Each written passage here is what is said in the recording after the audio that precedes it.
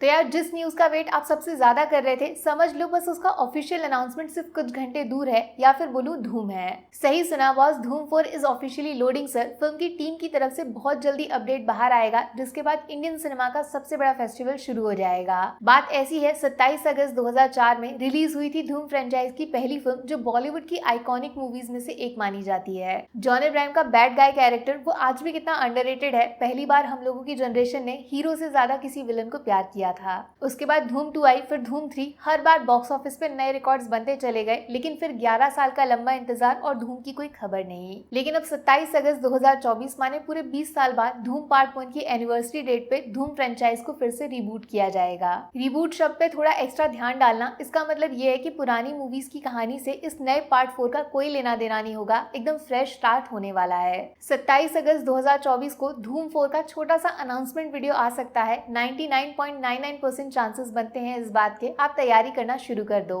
कुछ दिन पहले एक बड़ी मजेदार इनसाइड न्यूज सुनी थी मैंने कि वाईआरएफ वाले सिर्फ स्पाई यूनिवर्स पे अपनी किस्मत का फैसला नहीं छोड़ना चाहते, स्पेशली आफ्टर टाइगर 3। वाईआरएफ अलग अलग मूवीज पे एक्सपेरिमेंट करके ऑडियंस को थिएटर खींचना चाहते हैं। स्पाई यूनिवर्स बैकग्राउंड में चलता रहेगा, नो टेंशन। उधर आलिया भट्ट और शर्वरी की फिल्म अल्फा बहुत जल्दी रिलीज होगी, जिसके तुरंत बाद वॉर 2 के दरवाजे खुल जाएंगे with Hrithik Roshan against junior NTR. इसके अलावा वाईआरएफ डिफरेंट मूवीज पे काम चालू करेगा, जिसमें सबसे पहले आपने कल ही मर्दानी सीरीज की नई फिल्म के बारे में सुन लिया होगा। रानी मुखर्जी बहुत जल्दी कमबैक करने वाली हैं स्पेशल कॉप वाले रोल में, जिनके सामने फिलहाल किसी नए खतरनाक विलन को ढूंढा जा रहा है। और अब एक्साइटिंग न्यूज ये है कि मर्दानी फ्रेंचाइज के बाद वाईआरएफ का एक्स्ट्रा अटेंशन चला गया है धूम सीरीज के ऊपर, जिसकी प्लानिंग प्लॉटिंग शुरू कर दी गई है। अंदर की खबर, बहुत ज्यादा अंदर की खबर फिलहाल ऐसी है कि वाईआरएफ एकदम नई जनरेशन के साथ धूम को रिबूट करने का मन बना रहा है। माने एसआरके, सलमान, आमिर, ऋतिक, जॉन अब्राहम इन सबको स्पाई यूनिवर्स के लिए बचा के रखना चाहते हैं, जबकि धूम में नए एक्टर्स को ढूंढ के लाना चाहते हैं। यहाँ पे दो मेन पॉसिबिलिटीज को एक्सप्लोर किया जा रहा है। पहली वाली के बारे में बात करते हैं, जो है total Bollywood cinema 100% made in north belt. यहाँ पे सबसे ज्यादा फेवरेट नाम चल रहा है रणबीर कपूर का, जिनको धूम 4 में मेन विलन का फेस बना के सीरीज को रीबूट किया जा सकता है।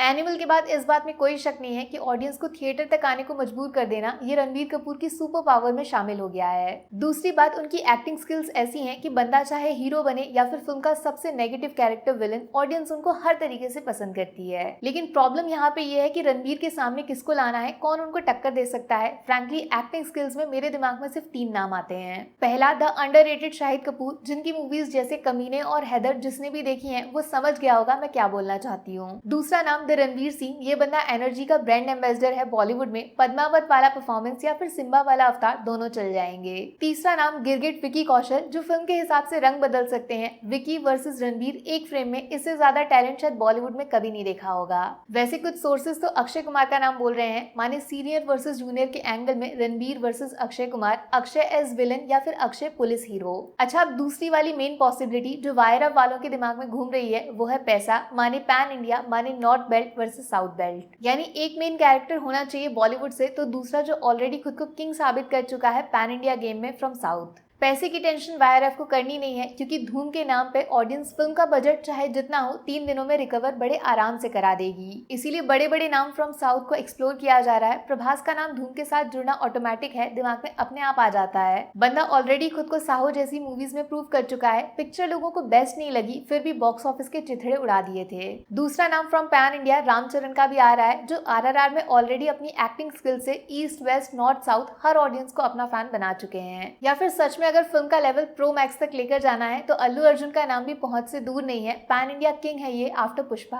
और बॉस, अगर पैसा पानी की तरह बहाना ही है तो फिर सीईओ ऑफ इंडियन सिनेमा यश का नाम एक बार क्यों ना लिया जाए। रॉकी भाई इन धूम 4 बहुत आइकॉनिक हो जाएगा। अच्छा, एक्टर्स को दिमाग में लाने से पहले आप ये बात अच्छे से समझ लो, कास्ट फाइनल करने में सबसे बड़ा हाथ होगा डायरेक्टर का। उस कुर्सी पे कौन बैठेगा। बॉलीवुड से बात करते हैं तो रूमर्स 2 नाम के सबसे ज्यादा घूम रहे हैं। पहला सिद्धार्थ आनंद आफ्टर पठान की सक्सेस, दूसरा अयान मुखर्जी, जिनको बड़े बजट और मल्टी स्टार मूवीज बनाना आता है, जैसे कि ब्रह्मास्त्र और वॉर 2 को भी यही बना रहे हैं ऑलरेडी विद वाईआरएफ। लेकिन मेरे हिसाब से यहाँ पे भी वाईआरएफ को पैन इंडिया फैक्टर दिमाग में जरूर रखना चाहिए। एटली फ्रॉम जवान या फिर Prashanth Neel the king of mass cinema. और अगर धूम को सिर्फ इंडिया नहीं पूरी दुनिया तक लेकर जाना है तो क्यों नहीं सीधा एसएस राजामौली। इनके आते ही धूम 4 सीधा पैन वर्ल्ड फिल्म बन जाएगी बिना किसी शक। बहुत सारी पॉसिबिलिटीज हैं, बहुत सारी थ्योरीज हैं, और मुझे लगता है वाईआरएफ इस बार खुद को रोकेगा नहीं, सीधा मौके पे छक्का मारेगा विद बहुत ज्यादा बड़ी कास्टिंग। इवन मुझे तो ये भी लगता है कि कास्टिंग चाहे किसी की भी हो, लेकिन cameos from Hrithik and John उनके आइकॉनिक कैरेक्टर्स में धूम 4 के अंदर भी होंगे। 27 अगस्त 2024 इस डेट को फिलहाल नोट कर लीजिए। सिर्फ कुछ घंटे बाद धूम 4 की फोटो आपके दिमाग से निकल के आंखों के सामने ऑफिशियल हो सकती है। रेडी? बाकी वीडियो में कुछ पसंद आया हो या फिर कुछ शिकायत करनी हो तो मैं आपको इंस्टाग्राम पे भी मिल जाऊंगी, वरना थोड़ा सा इंतजार करिए। मिलूंगी आपसे अगले वीडियो में। Take care, bye bye.